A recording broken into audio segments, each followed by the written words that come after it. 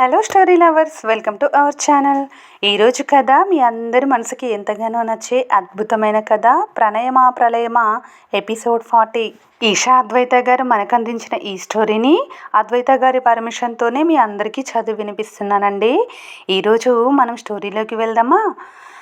తెల్లవారింది మొదలు ఇంట్లో మరో హడావిడి. ఆ రాత్రికి కౌశల్ ఋషిల కార్యం కోసం ఏర్పాట్లు జరుగుతుంటే వంశీ శ్రీకాంత్లో కంగారు మొదలవుతుంది. కార్యం అంటే తెలియని రిషి అదేదో పూజ అనుకొని లైట్ తీసుకుంటుంది. కౌశల్లో వెతుకుదామన్నా ఏ ఫీలింగు దొరకదు.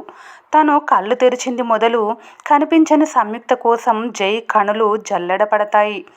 భరత్ ఫ్రెష్ అయి బయటకు వచ్చేసరికి ఇంట్లో జరుగుతున్న ఏర్పాటు చూసి అతను కూడా ఏదో పూజ అనుకొని వదిలేస్తాడు. బ్రేక్ఫాస్ట్ టైంకి అందరూ కూర్చొని తింటుంటే అప్పటికే తినేసిన వర్మగారు హాల్లో కూర్చొని న్యూస్ చూస్తూ ఉంటారు. నీ అత్తమామలు ఏం చేస్తుంటారు భరత్ అని వర్మగారు మొదలు పెట్టగానే, ఉఫ్ మళ్ళీ మొదలు, ఈయన సైలెంట్గా ఉండడా అని విసుగ్గా అనుకుంటూ, ఎందుకు తాతగారు అని అతి వినయంగా అడుగుతాడు జై. ఊరికనే తెలుసుకోవడానికి అంటాడు వర్మ. కాలం చేశారండి అని భరత్ వినయంగా అంటాడు. నీ తల్లిదండ్రులు అని వర్మగారు అనగానే, వాళ్ళు కూడా కాలం చేశారండి అని చెప్తాడు భరత్. నీకు నీ భార్యకు తోడబుట్టిన వాళ్ళు లేరా అని అడగగానే, నా భార్యకు లేరు, మా అన్నయ్య అక్క ఎవరి జీవితంలో వాళ్ళు బిజీ. మరి నీకు సంయుక్త కాకుండా మరో సంతానం లేదా అని వర్మగారు అడగగానే, లేరండి, మాకు తను ఒక్కతే కూతురు అని చెప్పగానే, ఒక్కగానొక్క కూతురు విషయంలో ఇంత పంతమా అని అంటాడు వర్మ. ఇప్పుడు ఈ ఇంటర్వ్యూ అంత అవసరమా తాతయ్య గారు అని కౌశల్ కోపాన్ని దాచి అడిగేసరికి, తెలుసుకోవాల్సిన అవసరం లేదంటావా అని రివర్స్లో అడుగుతారు వర్మగారు. అప్పటికే తను తినేయడంతో ఇక వర్మగారి కంట్లో చిక్కకుండా కాలు వంకతో వెళ్ళిపోతాడు భరత్. అంకుల్కి పిల్లలు లేరా, లేదంటే ఆయన కూడా యాక్టింగ్లో జీవిస్తూ తన పిల్లల విషయం దాచి నా గురించే కవర్ చేస్తున్నారా అని తనలో తానే అనుకుంటుంది సంయుక్త.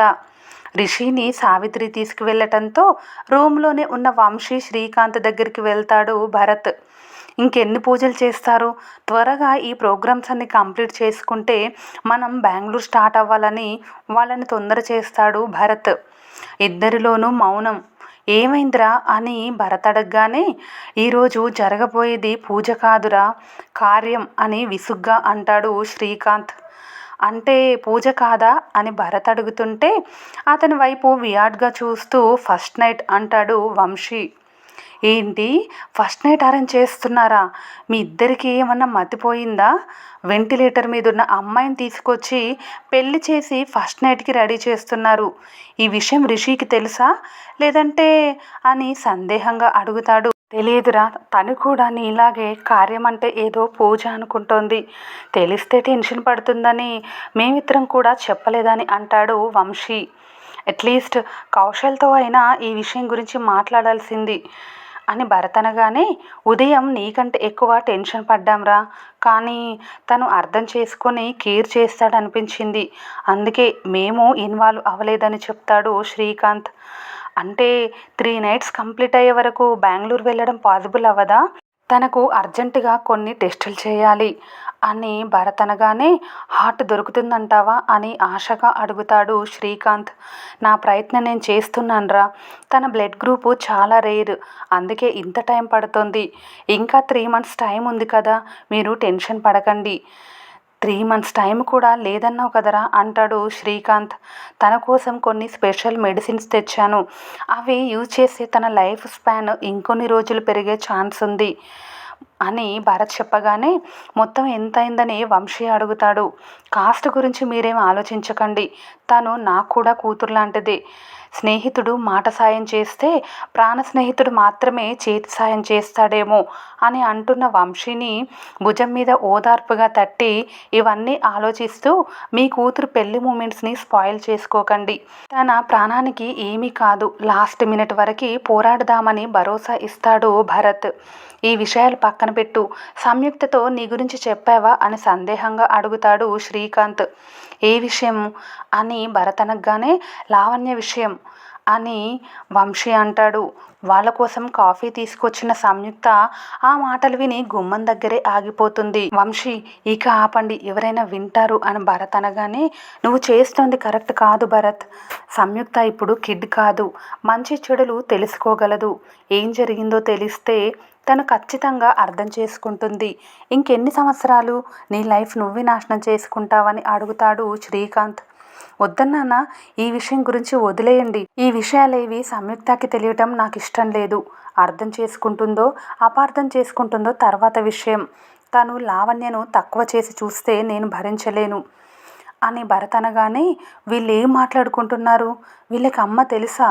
భరత్ గారికి అమ్మకి మధ్యనున్న రిలేషన్ ఏంటని తనలో తానే అనుకుంటూ వాళ్ళ మాటల్లో ఇంకేమైనా విషయం తెలుస్తుందేమో అని తన గుండెను గుప్పిట్లో దాచి తన చెవులను రెక్కించి మరీ వింటుంది సంయుక్త.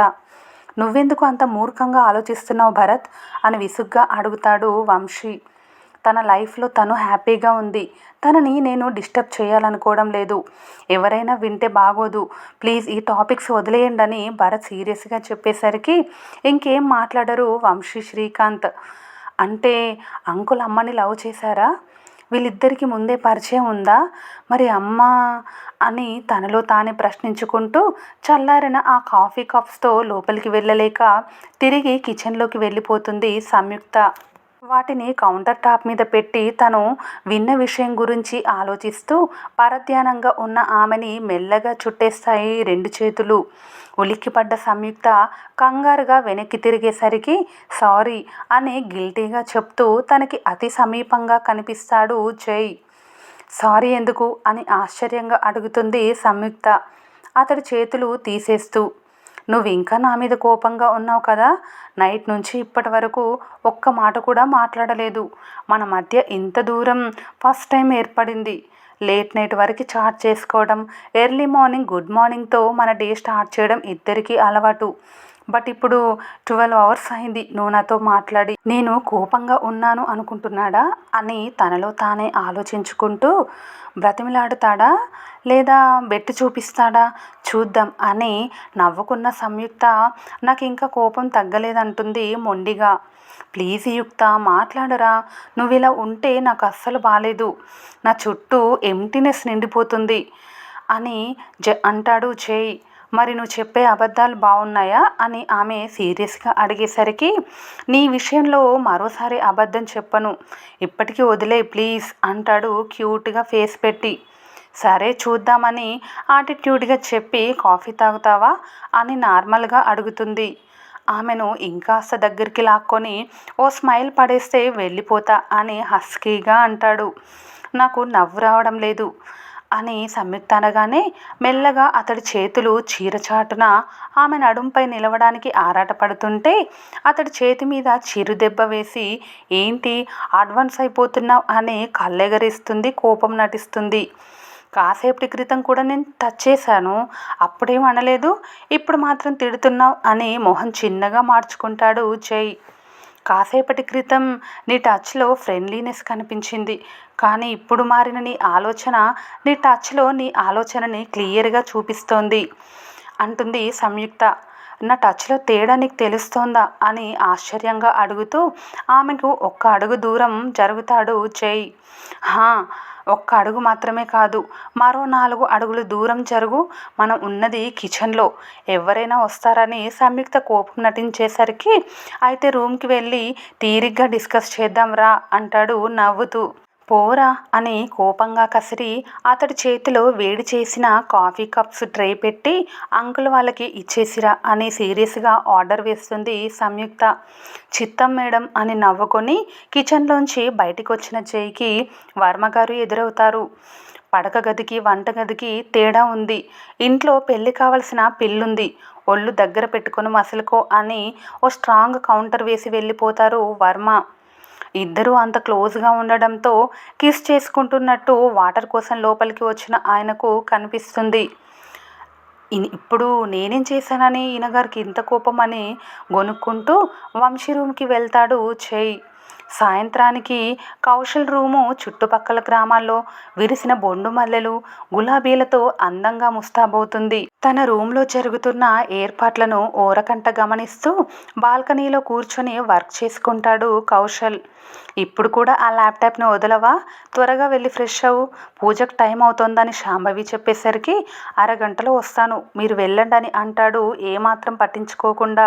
కౌశల్ కొద్దిగా మారాడు అనుకున్నాను, కానీ ఏమాత్రం మారలేదని తనలో తానే అనుకుంటూ వెళ్ళిపోతుంది శాంభవి. కౌశల్ తన వర్క్ కంప్లీట్ చేసుకొని రూమ్లోకి వచ్చేసరికి డ్రెస్సింగ్ టేబుల్ మిర్రర్ దగ్గర పట్టుబట్టలు కనిపిస్తాయి. వాటిని ఒకసారి చూసి అతను ఫ్రెష్ అవ్వడానికి వెళ్తే ఇటు రిషిని హైమ రూమ్లో రెడీ చేస్తూ ఉంటారు సంయుక్త, సావిత్రి. తెలుగు కల్చర్లో ఎన్ని పూజలు ఉంటాయా, ఇప్పుడు ఈ పూజకి ఎంత టైం పడుతుందో అని నీరసంగా అనుకుంటుంది రిషి. అరగంటలో అయిపోతుంది రిషి, డైలీ శారీ కడితే ఏ కలర్ శారీ అంటూ డిజైన్తో సహా అడిగి తెలుసుకుంటావు, ఈరోజు ఎందుకు ఇంట్రెస్ట్ చూపించటం లేదని పళ్ళు సెట్ చేస్తూ అడుగుతుంది సంయుక్త. శారీ లైట్గా ఉంది కాబట్టి పట్టు చీర కాదని అర్థమైంది, ఇక ఆ కలర్ సంగతి తెలుసుకొని ఏం చేయాలని వదిలేశాను అంటుంది రిషిక. ఇప్పుడు మేము ఎందుకు రెడీ చేస్తున్నామో నీకు తెలియదా అంటుంది యుక్త. పూజ అన్నారుగా అంటుంది రిషిక. ఓ అందుకేనా భయం, సిగ్గు, టెన్షన్ లేకుండా నార్మల్గా ఉన్నావు అంటుంది సంయుక్త. ఏమంది సంయుక్త అక్క అని అప్పటి వరకు లేని టెన్షన్ అప్పుడు పుడుతుంది రిషికి. ఏంటో మీ ఆయన చెప్తాలే, నువ్వు ఎక్కువ టెన్షన్ పడకూడదని అన్నయ్య చెప్పాడు, వీటి గురించి ఆలోచించకని ఆమెకు చెప్పి విషయం చెప్పొద్దు అన్నట్టు సంయుక్తకి కనుసైగ చేస్తుంది సావిత్రి.